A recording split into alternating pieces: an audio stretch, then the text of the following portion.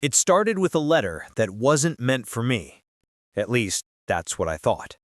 It arrived early one morning, an official notice from a marina called Silver Horseshoe, warning that the owner of a sailboat named Second Wind had 14 days to remove it before it was dismantled. The name was printed in bold. Below it, the owner's name, Walter Gale. My name. Only I had never owned a boat. For a moment, I just stood there in my kitchen, letter in hand, the hum of the refrigerator the only sound around me. Then something in that name, Second Wind, stirred an old memory, a dream I'd once had with a friend I hadn't seen in decades. I didn't call anyone. I didn't try to correct the mistake. I simply went out to the garage and turned the key in my old pickup. I'm 68, retired 3 months ago after a lifetime of fixing trucks. 2 years a widower. My kids are grown, scattered, living lives that don't leave much space for phone calls. I thought I'd spend retirement drinking coffee on the porch, watching the light move across the fence. Instead, I found myself chasing a letter across state lines. The address led north, to a lake in Minnesota, Lake Garrett. I packed light, a duffel bag, thermos, my toolbox, habit, not reason, and a small compass that once belonged to Jack Harper, the man who used to call me his co-captain. Jack and I had spent half our youth chasing small adventures, road trips, camping, half-built plans of buying a boat someday and naming it Second Wind. We never did. Life interrupted, as it usually does. But now, decades later, the name had found its way back to me. When I called the number on the letter, an older man with a gravelly voice picked up. "Marina office," he said. I gave him my name. He was silent for a few seconds before replying, "Then it's you. The paperwork was transferred a month ago, from Jack Harper to you. There's even a note attached. Says, if he ever comes, let him open my locker. He'll know what to do." I didn't speak for a while. Jack. He'd passed away. That much I knew. But somehow, even after his death, he was still pulling me toward something. "I'll be there in 2 days," I told the man. "Bring a jacket. Wind's got a mean temper up here." Good. I could use a second one. By the time I reached Minnesota, the air had that sharp, cold sweetness that only lakes can hold. The Silver Horseshoe Marina looked small, weathered, but alive. And there it was. A blue and white sailboat, name painted in flowing letters across the hull, Second Wind. I felt something tighten in my chest. Not grief, not exactly, more like recognition. Like finding a forgotten photograph of yourself smiling when you didn't know anyone was watching. The marina manager handed me 2 keys, one brass, one round, and a small metal tag engraved with a single line, "For the day we choose to live again." I turned it over in my hand. Jack's handwriting, his words. There was also a note, short and typical of him. "If you see Grace, tell her yes." Grace. It had been more than 40 years since I'd last said her name aloud. She used to teach music at the local school, the kind of woman who smiled even when she was late. I'd fixed her school's old bus once, years ago. We'd shared coffee on the steps and talked about traveling someday, maybe buying a boat, maybe just seeing how far we could go without turning back. And then life happened, and someday never came. I stood on the dock, feeling the chill of the wind. That's when I heard it. Faint notes, clear and trembling, drifting from another pier. I turned. A woman stood there, dark hair tucked under a knitted hat, holding a violin like it was an extension of her hands. She lowered the bow and looked at me. "You must be Walter Gale?" she said softly. "Yes," I managed. "And you're—" "Grace Caldwell. We were both friends of Jack's," she said. "He left me something too." She nodded toward a wooden chest in the storage shed nearby. "It's for you. He wanted us to open it together." We opened the chest that evening inside the marina's old storage room. Inside, a folded map marked with 3 red circles along a chain of northern lakes, each one labeled with the same phrase, written in Jack's familiar hand, "Sing here." Beneath the map, tucked into a violin case, was a note written on sheet. We prepped the boat the way you prepare yourself to tell the truth, slowly, carefully, without skipping the boring parts. New cotter pins, fresh line on the winches. I tightened what could be tightened and learned to leave alone what only time could fix. Grace moved with the quiet economy of someone who spent a lifetime teaching rhythm to children. Hands precise, eyes alert, presence steady. When she set a small speaker on deck and let Bach breathe through the morning cold, the marina felt like a chapel with coffee stains. I didn't say much. I didn't need to. There's a relief in practical work. Hands know what to do when the heart is still negotiating. By late afternoon on the second day, the second wind wore its name honestly. The manager gave me a look that translated to, "Don't be foolish," and a nod that meant, "Go anyway." Jack used to say that every true invitation has both. We left at dawn, slipping out of the harbor like a thought you decide to keep to yourself. The shore fell behind, and the lake accepted us. The first miles were quiet, light cat's paws skittering on the surface, pine smell drifting in slow ribbons. Grace checked the rig at intervals, then tucked the violin case under the spray hood. The map, the one with Jack's red circles, lay beneath the companionway, edges soft from hands that knew how to plan and how to hope. Mid-morning, the wind shifted. The sail took a deeper breath. The hull began to hum. I listened for the old fear that used to arrive whenever life sped up. It didn't come. What came was memory, the kind you don't choose. Jack in a thrift store jacket that fit nobody.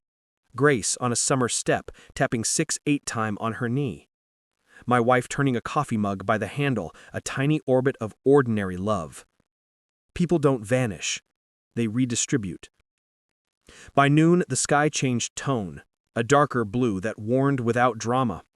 I reefed, Grace nodded, we adjusted the plan without debate. The lake lifted, so did we. I kept the bow to a line that felt less like a heading and more like a vow. The first hard slap of spray across the deck hit like applause. Then another, sharper. The boat answered each with a clean, stubborn rise. There's a point in rough water where you stop asking whether you're ready and simply become the person who is. The wind tested our seams. The sail thudded once at the leech where age had thinned the cloth. I eased, trimmed, eased again. The deck pitched. The boom spoke in that hollow metal voice that never lies. The lake built to a quick, short chop that wanted an argument. We didn't give it one. We kept working. Grace stood braced, one hand on the combing, eyes on the telltales. No drama, just witness. When a low squall swept the bay, I felt the force hit the hull like a shoulder. Everything inside me that had gone still these last 2 years came awake in a single clean motion. Fear did arrive then, but not as panic, as respect. I let it sit in the cockpit like an old friend who didn't need a chair. We made the shelter of Port Dalton in the hard rain, a narrow inlet shouldered by weathered pilings and a row of bait shops that looked perpetually surprised to still be there. The harbor manager met us at the slip with a clipboard and a sentence about fees in arrears left over from Jack's last month. He wasn't. We spent the night at Dalton. Soup that smelled like summer corn, wet jackets steaming on a railing, the boat ticking softly as the temperature dropped. I went through the rig in that half hour after dinner when light gets thinner and truth gets fuller. The tear at the leech would hold another day with a careful patch. The starboard winch needed a voice I'd lost in my toolbox. The bilge asked for nothing and received it gratefully. Grace borrowed a broom and returned with the cockpit cleaner than my truck has ever been. The storm moved through by midnight. After it, the air felt rinsed. I lay awake in the quarter berth, listening to water against fiberglass. An old conversation, older than my father's stories. There are sounds that mend you without asking permission. We slipped out again before breakfast, riding the last long swells of the night's weather. The lake had rearranged itself into a language we could read. A sash of sun, cut the surface into squares of brightness. Pines cast their shapes on the water as if auditioning for an older forest. I kept the shore to starboard and the map where I could touch it. The next red circle, Pine Neck, waited beyond a narrow gap where the trees leaned in to eavesdrop. This time, we didn't rush the arrival. I dropped the hook in 8 feet and let the boat settle to its own quiet. Grace lifted the violin as if it weighed the same as breath. She didn't perform, she completed an instruction. 3 notes, then a phrase drawn as evenly as a horizon. Sound met water and made a third thing, stronger than both. I felt my wife's hand on my sleeve the way you feel sunlight through a window. Not a miracle, an allowance. We moved again by mid-afternoon, taking advantage of a generous angle on the wind. The boat wanted to go, and I let it. The hull found that low, efficient speed that feels like agreement with the world. Past a sand spit that kept its own counsel, past an island of reeds where a heron stood like a proverb, past a channel marker that insisted on being green, we reached the next mark, Mirror Cove, just as the day changed key. The cove was a pocket of stillness pressed into rock. I could have stepped out and walked across it without creasing the surface. At least, that's how it looked. I dropped the anchor again and felt the line take my small weight like a promise. In the forward locker, under a coil of 3-strand rope, I found the next envelope Jack had left, the one labeled in his square handwriting, open only at mirror. I sat on the foredeck to read it. The paper had traveled, yellowed at the edges, but the ink was sure. If you're here, you kept the appointment I missed. Don't make the mistake I made. Don't confuse postponement with prudence. People are not projects. Water does not hold regrets. Sing here, then decide something you've been dodging. J. I didn't need to look at Grace to know what this was asking. The map's red circles were less about geography than about consent. The lake wasn't the test. We were. Grace took the bow like a stage that didn't want clapping. The notes she played didn't ask for attention. They offered a place to stand. I let the sound move through the boat, and then through me. I felt how grief had been holding my shoulders down, one finger at a time. It eased, not because I took it off, but because I stopped arguing with it. I didn't say a word. Some decisions don't need announcing. They prove themselves by how you carry lines and how you pour the coffee after. We kept north the next day, skirting shoals that knew more than the chart let on.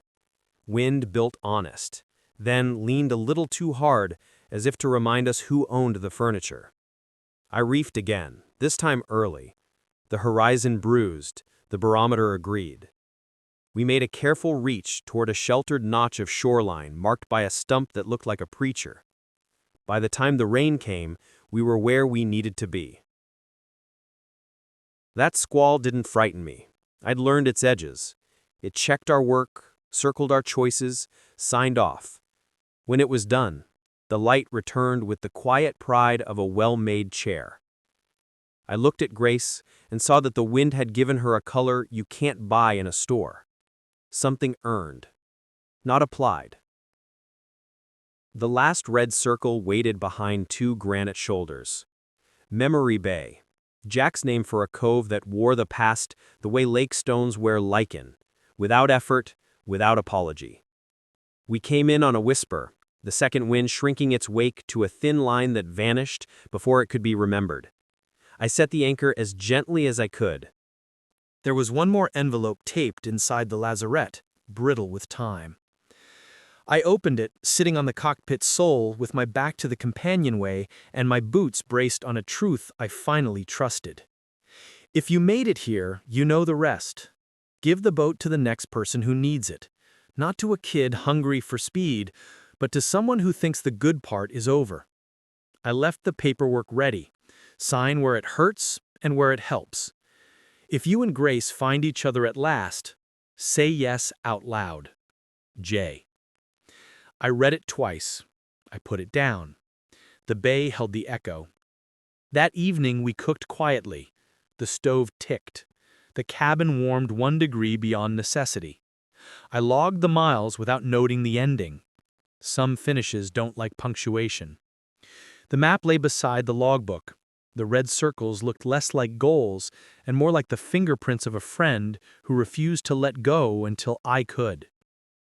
Sleep came as if it had been waiting offshore all week for permission to dock. I let it tie up. In the morning, we pointed the bow back towards Silver Horseshoe.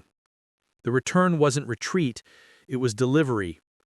The lake lay easy, as if satisfied with the exchange.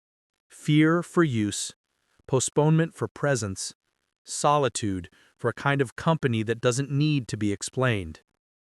I steered by small corrections and a large certainty. The second wind carried us home on a line straighter than the one on the chart. There is a way water remembers you. Not your name, not your plans. Just the way you finally agreed to move with it. 3 weeks passed since we came back to Silver Horseshoe. The marina was awake again, kids throwing bread to gulls, someone tuning an engine that would never sound new again, the coffee stand already sold out of donuts. But for me, the place was different now. It was no longer where boats waited to leave, it was where people arrived to start over. Grace and I registered Second Wind under a small foundation we created in Jack's name. We called it the Second Wind Project. Every Saturday, we took a group of retirees out onto the lake, men and women who'd spent too long listening to the narrator in their own heads say, "It's too late." It wasn't. They learned how to tie a bowline, to feel a boat tilt and not panic, to let wind replace fear. Sometimes they laughed, sometimes they cried. Always they left standing straighter than they arrived. The local Veterans Club helped us fix gear, paint the dock, keep the fuel cheap. Larry, the same man who'd saved us from paperwork that stormy night, became our unofficial quartermaster. He'd bring a thermos of burnt coffee and say, "You two look like you owe the lake a song." Grace would laugh and reach for her violin. When she played at sunset, the entire dock stilled. Even the water seemed to listen.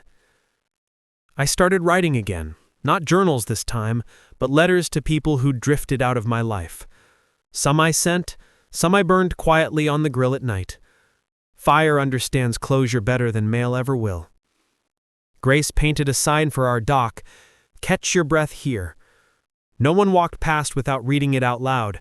That was part of the magic. There was one more thing Jack's letter had asked of us, to say yes out loud. For a while, I didn't know how. Then one evening in August, as we watched the sun sink behind Mirror Cove, Grace looked at me and said, "Do you ever think we were supposed to find each other sooner?" I answered without thinking, "Maybe so, but then we wouldn't have been ready to stay." That was our yes. No rings, no announcement, just agreement. The kind you sign with a shared silence and keep in the same drawer as maps. From that day on, our house smelled of sawdust and coffee. Grace moved her paintings into the living room. I built a bookshelf so crooked we called it the Harbor. Everything we owned had a story, and everything we did was one. A year has passed since then. The project is growing. Some of our students now run their own small sailing groups. A few bought boats named Third Chance, New Course, and even now. Every so often I see one on the horizon and feel Jack somewhere in the wake, grinning. Grace still plays every evening. I still listen from the dock, hands wrapped around a cup that gets colder slower than it used to. The sound travels farther than you'd expect across water. Music does that. It goes where words can't, and waits until you catch up. People ask if retirement feels strange now that I'm busier than ever. I tell them it feels like breathing in after a long dive. I spent half a lifetime thinking peace was the absence of motion. Turns out, it's the motion that feels right. The boat is moored just beyond our window. Its name still gleams in fresh paint, Second Wind. But it's more than a name now. It's a promise I keep making, to Jack, to Grace, to the part of myself that once believed he was done. Every time a new guest steps aboard and hesitates, I say the same thing. Don't worry about being ready. Just let the wind find you. Sometimes they laugh, sometimes they cry, sometimes they just nod and look out over the water. And I stand behind them thinking how Jack was right about everything, even about Grace and me. Because life is not a harbor or a storm. It's the space between them where you decide to keep sailing.